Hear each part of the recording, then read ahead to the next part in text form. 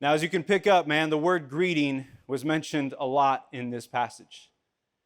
In fact, there's 29 different people that Paul greets and instructs others to greet. In fact, there's more people mentioned than there are verses in this entire chapter.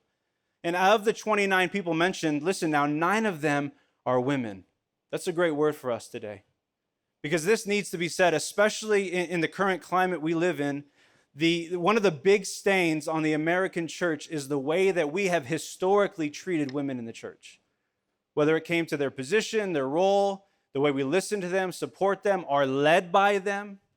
And so the fact that Romans 16, out of the 29 people, mentions 9 women, we have a lot to learn as a church. And I want to say this, as a pastor who occasionally gets to do this and speak to you, I am proud and grateful to be serving alongside and led by women. We need to receive this word. If we will be a church that models the life of Jesus, we'll have to continue to do this well, friends. But not only are there women mentioned here, there are Jews and Gentiles. Notice what he says there. I commend to you our sister Phoebe, who is a servant of the church. Now, Phoebe was a wealthy woman who actually physically brought the letter of Romans to the church in Rome. It's incredible. Paul was in Corinth writing. She delivered it. And Paul is saying, listen, she was a benefactor. In other words, she financially supported all of our work. Bless her, serve her, welcome her in. But then not only that, there's Gentiles mentioned. In Jews, it says, greet Herodian, my fellow Jew. It's amazing. Different ethnicities, all welcomed and instructed to greet. It even says, I, Tertius, who wrote this letter, greet you. Here's what I love so much about this right here. Tertius. It's a strange name. There's a lot of strange names. My God, I got through that list. It's crazy, right?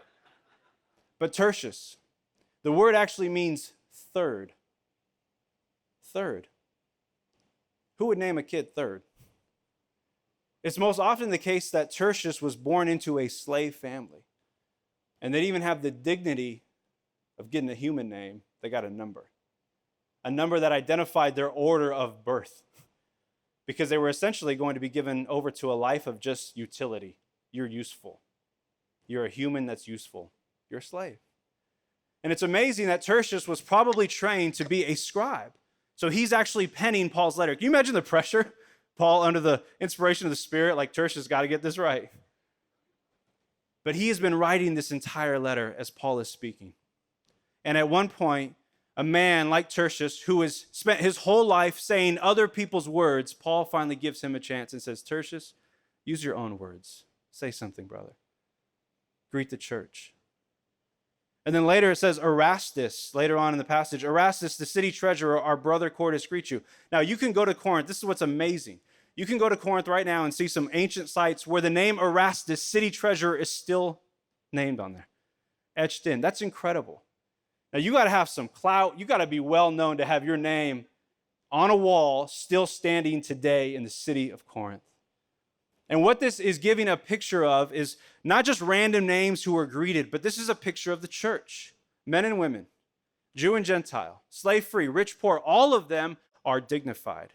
And that is why greetings matter. Why are greetings so important? Greetings matter because people matter. And the first thing we need to see is this. When we greet others, listen, we dignify them.